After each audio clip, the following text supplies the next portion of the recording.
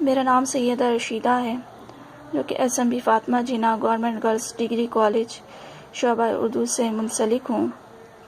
موجودہ صورتحال کو مد نظر رکھتے ہوئے میں آج آپ کو سیکنڈ ایئر کلاس کی لازمی مضمون اردو کے سلیبس کو مختصر پر جامع لیکچر دینا چاہوں گی، اور ساتھ ہی ساتھ آپ کو پیپر کے حوالے سے کہ پیپر کرتے وقت کن باتوں کا خیال رکھنا چاہیے۔ اردو ادب کو دو حصوں میں تقسیم کیا جاتا ہے، ایک نثر اور ایک شاعری۔ نثر کی بھی مختلف اصناف ہیں اور شاعری کی بھی مختلف اصناف ہیں۔ ہمارے نصاب میں چند اصناف شامل ہیں: افسانے، ڈرامے، سماع، شخصیت اور مضامین۔ سب سے پہلے میں افسانے پر بات کرنا چاہوں گی کہ افسانہ کسے کہتے ہیں۔ افسانے سے مراد مختصر کہانی لی جاتی ہے جس میں کسی ایک کردار کو موضوع بحث لایا جاتا ہے۔ در حقیقت افسانہ حقیقت پر مبنی کہانی ہوتی ہے جو کہ ہمارے ارد گرد کے ماحول سے اخذ کی جاتی ہے۔ افسانے میں پلاٹ، کردار، مکالمہ، منظر نگاری، جزیہ نگاری اس کے اہم جز ہیں۔ ہمارے نصاب میں 5 بہترین افسانے ہیں۔ اگر آپ نے اس افسانے کو پڑھا ہوگا تو معلوم ہوگا کہ ہر افسانے میں ایک شخص کے گرد کہانی گھومتی ہوئی نظر آ رہی ہے۔ آپ ان تمام افسانوں کو اچھی طرح سے پڑھیے، اور بہت سے یہ افسانے MCQs کے حوالے سے بہت زیادہ اہمیت کے حامل ہیں۔ مثال کے طور پر منگو گوجوال کس تاریخ کا انتظار کر رہا تھا، یا گلاب تانگے والی بیٹی کا نام کیا تھا۔ اب میں بات کرنا چاہوں گی ڈرامے کی۔ ڈرامے کا لفظ ڈراؤ سے نکلا ہے، جس کے معنی ہیں کچھ کر کے دکھانے۔ ہمارے نصاب میں 2 بہترین ڈرامے ہیں، ایک امتیاز علی تاج کا آرام و سکون اور دوسرا مرزا ادیب کا سمندر کا دل۔ پیپر کے حوالے سے میں بتانا چاہوں گی کہ ایک سوال افسانے اور ڈرامے کی تاریخ پر آتا ہے کہ افسانے اور ڈرامے سے کیا مراد ہے اور اس کی کیا تاریخ ہے۔ یہ لفظ کہاں سے نکلا، پہلے افسانہ نگار، ڈرامہ نگار کون ہیں، برصغیر پاک و ہند میں اس کی تاریخ کیا رہی ہے، اور آزادی کے بعد اس میں کون کون سے افسانہ نگار اور ڈرامہ نگار شامل ہیں۔ دوسرا سوال خلاصے کا آتا ہے۔ طالب علم خلاصے کو گائیڈ بک یا نوٹ سے یاد کرتے ہیں۔ میں یہ کہنا چاہوں گی خلاصہ یاد کرنے کی کوئی چیز نہیں، اور نہ ہی گائیڈ بک یا نوٹ سے پڑھنے کا جواز بنتا ہے۔ آپ کے پاس کتاب موجود ہے، آپ اسی کتاب سے ہی کہانی کو پڑھیں تاکہ MCQs کی تیاری مکمل ہو سکے، اور اس طرح پڑھیں کہ وہ بآسانی پیپر میں آپ خلاصے کو اپنے الفاظ میں تحریر کر سکیں۔ اب آگے بڑھتے ہیں سماع اور شخصیت کی طرف۔ سب سے پہلے میں آپ کو بتانا چاہوں گی سماع، شخصیت، سیرت اور خاکے سے کیا مراد ہے۔ سیرت سے مراد کسی بھی شخص کی صرف اچھائی بیان کی جائے جس میں کوئی خامی کا پہلو نظر نہ ہو۔ بحیثیت ہم انسان خطا کے پتلے ہیں، لیکن کچھ ایسی ہستیاں ہیں جس میں صرف اور صرف اچھائی ہیں، جیسے کہ آپ صلی اللہ علیہ وسلم کی ذات مبارکہ، ازواج مطہرات اور خلفائے راشدین۔ سماع سے مراد کسی بھی شخص کی اچھائی کے ساتھ اس کی برائیوں کا بھی پہلوؤں کو بھی نظر رکھا جاتا ہے، اور شخصیت سے مراد کسی شخص کی زندگی کے مختلف پہلوؤں کو اجاگر کرنا ہے، اور خاکے سے مراد کسی بھی شخص کی پورے دن کی روٹین کے بارے میں آگاہی دینا ہے۔ ہمارے نصاب میں ڈپٹی نذیر احمد کا خاکہ، جو کہ فرحت اللہ بیگ نے بڑی مزاحیہ انداز میں پیش کیا ہے۔ اسی طرح شخصیت کے حوالے سے مولانا محمد علی جوہر کا خاکہ رشید احمد صدیقی نے بڑے دلچسپ انداز میں پیش کیا ہے، اور سیرت کے حوالے سے سید سلیمان ندوی نے سیرت محمدی صلی اللہ علیہ وسلم کی جامعیت کے حوالے سے بڑے جامع انداز سے پیش کیا۔ پیپر کے حوالے سے میں کہنا چاہوں گی کہ یہ تمام اسباب اسباق اہمیت کے حامل ہیں۔ اسے اچھی طرح پڑھیں کیونکہ اسی میں سے MCQs اور اقتباس کی تشریح آتی ہے۔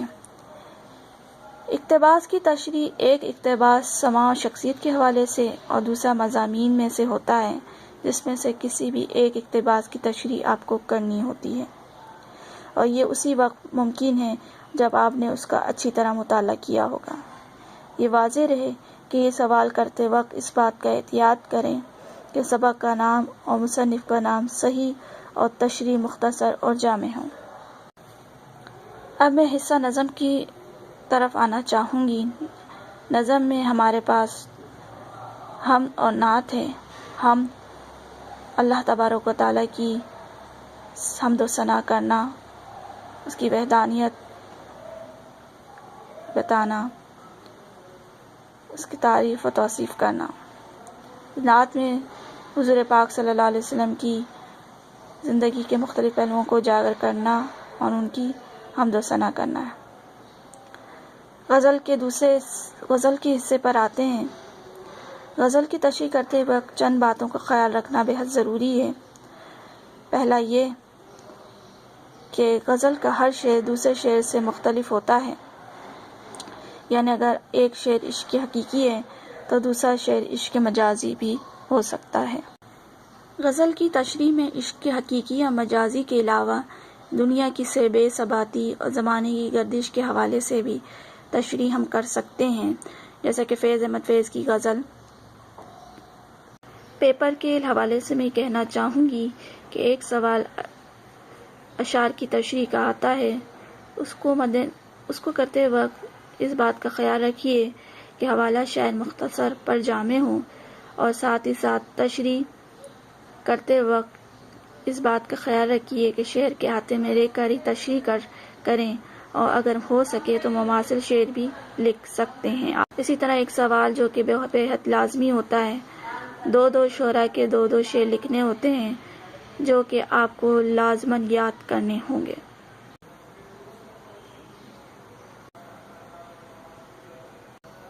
احسان دانش جو کہ شاعر مزدور کہلاتے ہیں، جشن بیچارگی میں مزدور کی بیٹی کی شادی پر بیچارگی ظاہر کی ہے۔ اسی طرح ہندوستان کی آزادی بہترین نظم جو کہ جوش ملی آبادی، جسے شاعر شباب اور انقلاب کہا جاتا ہے، آپ کے سامنے پیش کی گئی ہے۔ روحانی انداز میں لکھی جانے والی نظم اور دیس سے آنے والے بتا اختر شیرانی کی نظم ہے، جس میں انہوں نے وطن کے ہر حصے اور مناظر کو خوبصورت انداز میں پیش کیا ہے۔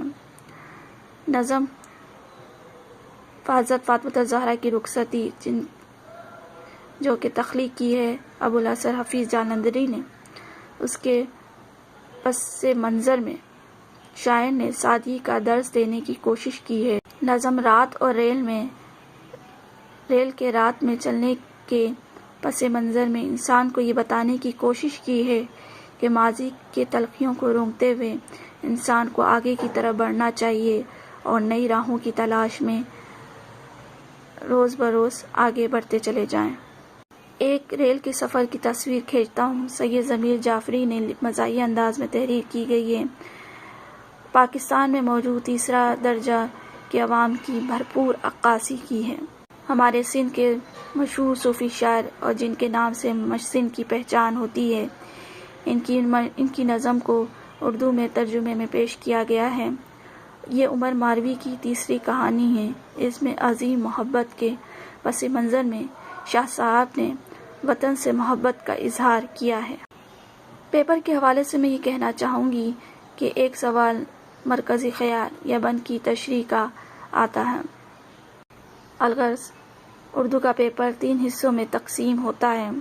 ایک معروضی سوالات یعنی MCQs جو کہ 20 نمبر کا ہوتا ہے اور جو کہ آپ کو 20 منٹ میں حل کرنا ہوتا ہے۔ دوسرا حصہ ب مختصر جوابات جو کہ 50 نمبر پر مشتمل ہے۔ اس میں اشعار کی تشریح، اقتباس کی تشریح، افسانے یا ڈرامے کی تاریخ، دو شعراء کے شعر اور خلاصہ شامل ہے۔ حصہ ج تفصیلی جوابات پر مشتمل ہے جو کہ 30 نمبر کا ہوتا ہے۔ ایک سوال نثری خصوصیات کا اور دوسرا سوال شاعرانہ خصوصیات پر مشتمل ہے۔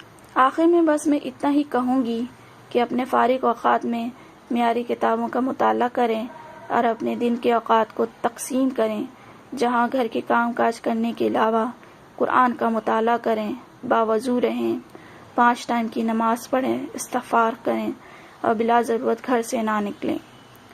گلزار کی مشہور نظم اور خوبصورت جو کہ موجودہ دور کے لحاظ سے آپ کے سامنے پیش کرنا چاہوں گی۔ بے وجہ گھر سے نکلنے کی کیا ضرورت، بے وجہ گھر سے نکلنے کی کیا ضرورت ہے، موت سے آنکھیں ملانے کی کیا ضرورت ہے، سب کو معلوم ہے باہر کی ہوا قاتل ہے، یوں ہی قاتل سے الجھنے کی کیا ضرورت ہے، ایک نعمت ہے زندگی اسے سنبھال کے رکھ، قبرستان کو سجانے کی کیا ضرورت ہے، دل کے بہلانے کو گھر میں ہی وجہ کافی ہے، دل کے بہلانے کو گھر میں ہی وجہ کافی ہے، یوں ہی گلیوں میں بھٹکنے کی کیا ضرورت ہے۔ میں امید کرتی ہوں آپ کو یہ لیکچر سمجھ میں آ گیا ہوگا، اور آخر میں اللہ تبارک و تعالیٰ سے دعا ہے کہ ہم سب کو زمینی آسمانی آفتوں و بلاؤں سے محفوظ عطا فرمائے۔ آمین۔ اللہ حافظ۔